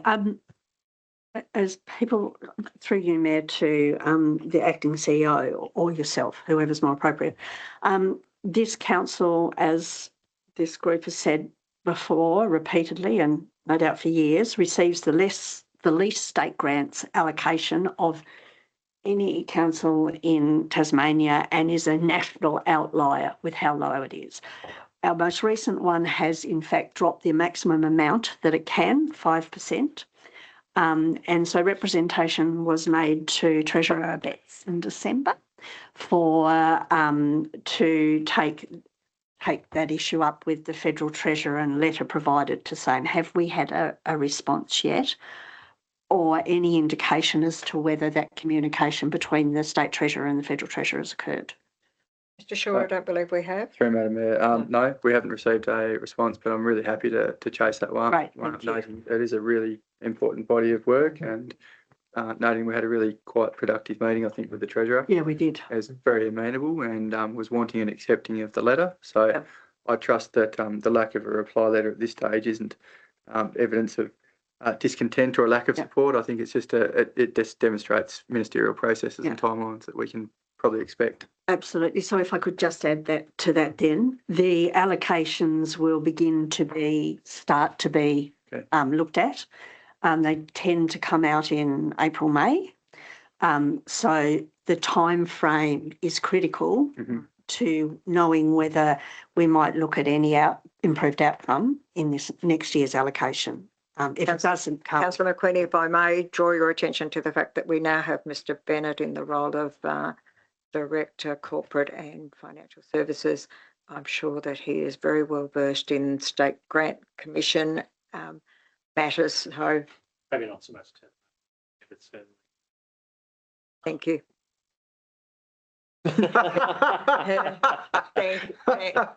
Thank you, Councillor. Councillor Young. I want to make a comment about grants. Yes. I've been watching it for 5 years very closely, and it seems to me, for what it's worth, it's a matter of not the Commission doing what we want, but requires a change of legislation, both state and federal, before they take into account matters that would benefit us in grant allocation. Yeah, they don't take into account our impecuniosity in this municipality for the average ratepayer. Question, Councillor Edwards. Are we in the comments section yet, or are we still in questions? Excuse me, we're still in questions. Beautiful. Thank you. There's no further questions. I will questions with comments or statements. Councillor Walker. Thank you. I have two, if that's okay. Yeah. Yes. First one is a negative. Parking. Yes. Especially in Tribunna has been absolutely abominable. And our locals are suffering terribly at the hands of tourism. And I do appreciate that we need tourism. We need this influx of people at this time of year. However, not at the cost of our people. There's so many people that have been coming into the supermarket and totally irate because they can't get even close to the supermarket. It only lasts for probably over 3 weeks. The massive influx is, for 3 weeks. However, it is the impact it has on our people is just crazy and unfair. And as I said, I know we need tourism. I know we need the business, but the tourism business needs to be better than what they are at the cost of our people. And I mean, there was outside of the IGA, there was a 4-wheel drive parked right at the end of the edge of the driveway for 4 days. Right at the front door of the supermarket. 4 days. There's behind the Spring Bay. They were parking it on their land for days. So we have to do something. We have to advocate for our people to be able for their comfort. And if it means putting some signs up outside the supermarket, like we've got them outside the post office, we've got them outside the chemist, we've got them outside the butcher shop, we've got them across the road from the takeaway. It's Science Central, I get that, but it needs something just to show that we are doing something, but we need to be stronger, because I am, for one, sick of coming here in January every year as a councillor saying the same thing year after year after year, and it's only getting worse. Thank you, Councillor. Mr. Shaw, would you like to comment? Madam Mayor, thanks very much for the question, Councillor Walker. I very much hear the sentiment. It's a sentiment I hear from a number of councillors, members of the gallery included. And it's a matter that we have discussed since I've started with the council in terms of what our next options are. So at a very high level, what council, I can state, council does not have the powers to enforce the road rules. We don't have parking meters. We don't have a bylaw. We don't have the powers to move people on. So fundamentally, if we want to go down a path of having those powers, it will require most likely a new bylaw. We know that that's a 12 to 18 month process at huge cost, not only to create, but then you have the life cycle costs of implementing that. The challenges, I guess, of going down that path is it can actually create a completely cultural shift. So the little sleepy coastal towns that we dearly love, which are now, I acknowledge, are becoming not so sleepy and not so little, there's a real risk of going down that path that we end up bringing the big town to the sleepy coast side. townships that we have. So it's one thing that we are looking at. I do think in the first instance, though, this is a problem we can partially offset through education. And a number of those vehicles which are clogging up the streets are vehicles associated with our commercial operators that, as you quite rightly point out, we need them, they need us. It's a catch-22 there. I think there's a comms strategy and approach I think that we need to consider here, that we actually work with some of our bigger employers to communicate and the challenge and to educate and to consider alternatives in terms of where we can increase parking that's suitable to all. And I know Councillor Edwards has been throwing up some suggestions in that space. So I think my point is we're very conscious of it. Thank you for raising it. We're having some informal discussions internally, and I think we'd love to come back to council in due course with a bit of a strategy for council to consider. And I look, Councillor McQueenie, I'm aware that you wish to speak. No, it's fine. Just give me a moment. if I may Sure. respond Yes, or not. yes, no. I'm not debating, I'm just No, making. you make a further And I do appreciate that this time of the year is always busy. Like, we are coastal and we are a holiday destination. Fishno, Swansea, Dryburn, Orford, Coles Bay, everyone has a parking problem within this time. Yes. And, you know, we may need to look at what we can do about that. But it just seems that because of the visitations to Maria Island and the amount of buses that are parked in the street that don't need to be there are taking up valuable parking space for people. Even, you know, even just the passerby can't get a park. So they're going to go. So I really do hope that we are going to be proactive now. I don't want to be sitting, well, that's if I'm elected and that's if I run, but I don't want to be sitting here next January saying the same thing like I've said over the last few years. So, I mean, that's my statement. Thank you. Yeah. Councillor McQueenie, are you following on from this statement, the parking? Yeah. Thank you. I've also raised this issue with the acting CEO, and I think that there should be a council level discussion, because I think with our local experience with the turnover, that it doesn't rely on council staff to be the identifiers of it. And there's a few really key things. One is with the marina project and how it's fitting with that. Another is that it doesn't have to be shutting down streets if council looks to provide a long-term parking space, which we could gain income from. The reason why, sorry, this might seem a bit long-winded, but the reason why major councils like the Big Five, like Hobart, Launceston, etc., don't get a share of relative need is because they can generate money from parking. It is not counted in the state grants income. If we think very strategically and very collectively about a range of solutions that could come together, we could solve a good deal of our financial stuff. But I believe it shouldn't just be officers bringing to the table. I've asked we could have a workshop, so maybe that's sort of what we could do to progress the discussion so it's got some wheels and moves forward, because it has been raised repeated, like over the years. Yeah. I agree. Yeah. Thank you. The other, if I can just make one other very quick, I'd just like to... Is it about parking? No. Thank you. Is this parking, Councillor Edwards? parking. Thank you.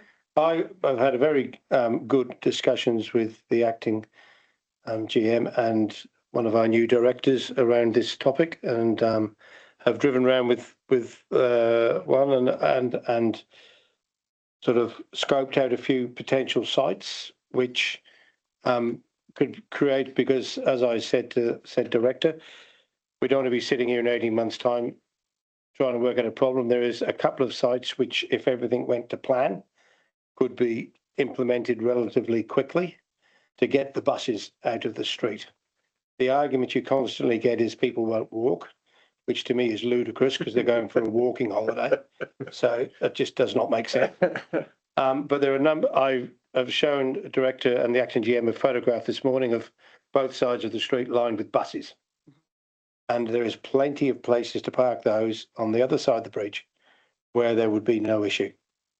And And The I have, council officers have given me a very good hearing on it and are certainly well aware of the problem. And I'm with Councillor Walker, I had to check your name, to that we do not want to be discussing this next year because somebody will cut our throats. Councillor Parking. Young, is this to do with parking? Parking, thank you. Madam Mayor, I won't be here next year discussing it because my term will end and I won't stand again. I don't think, if my memory still keeps me reminding not to stand, but the fact and I hope that you don't have to sit here next year and chat about it, because chatting is a good thing, but it doesn't solve anything unless there's a sanction.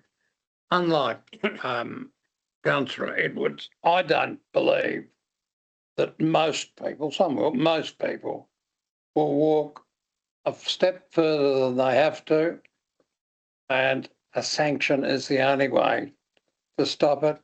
And Mayor Mick Tucker had a good commentary on the media the other day about what ought to be done to cope with the extra load of people that come in via the ferries. Otherwise, I've nothing else to say. Thank you, Councillor Young. Councillor Walker did indicate she had 2 comments to make. So, Councillor Walker, sorry? This is about parking. This is what? About parking. Do you want? Councillor McQueenie, I did ask you, did you have another comment about parking? You said no. Given the discussion that's We've had quite a discussion about it. We are aware that we do need to have a strategy around it. So that involves all of councillors. Pardon? Yeah, that involves all of councillors Exactly. in that discussion. Councillor Not Walker, piecemeal. your Thank other you. matter? Yeah, my other statement is that I had the pleasure of being MC for the Australia Day Awards and Citizenship ceremony on Thursday, and it was a great celebration of our volunteers and what they do for our communities throughout the municipality. And the way their respective people spoke about them was just really, really heartwarming. And one of them was Sally Brockman from Fishno. She was always one that puts people forward. Well, she got one the other day, and how she was described by her counterpart was just really, really nice. And it was really, really good to see Sally be recognised for Citizen of the Year along with Steve and Linda Miller. Wonderful people, pillars of the community. Linda and Steve are only relatively new to the community, but the difference in what they're doing and making within the community is outstanding. Celia Ralston from the community volunteer from Swansea.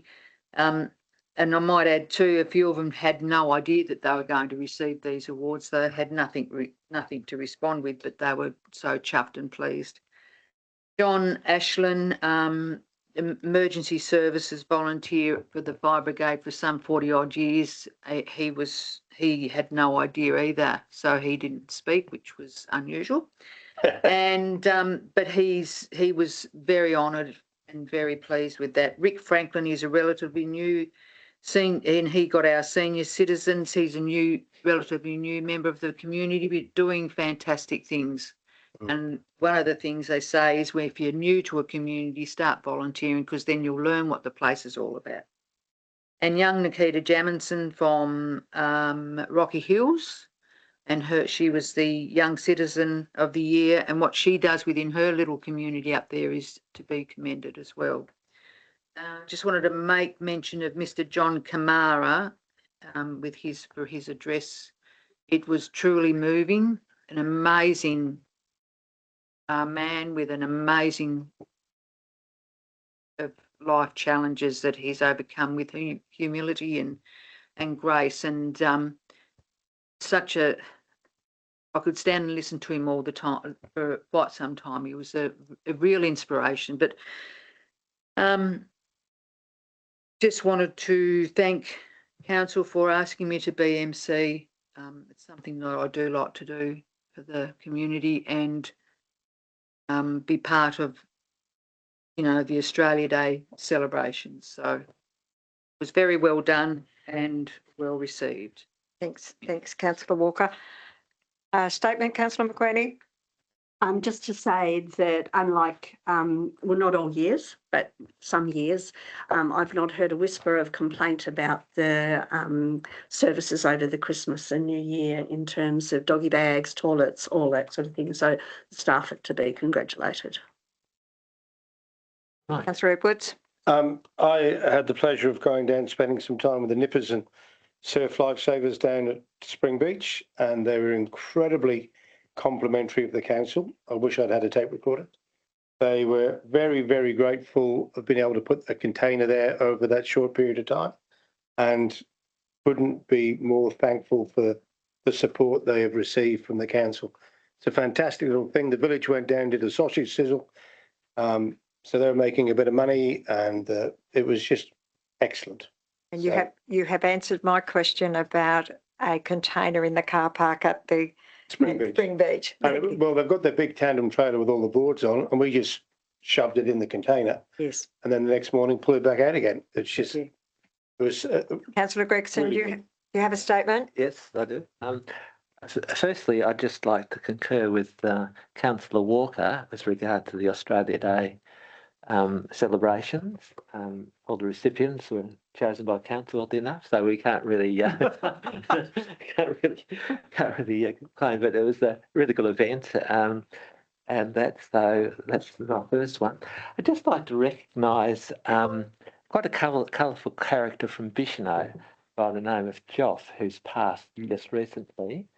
He's a bit like Madonna. He's always known by one name, and a musician, fellow surfer, and just recently I saw him participating in helping people with dementia in the Bicheno area.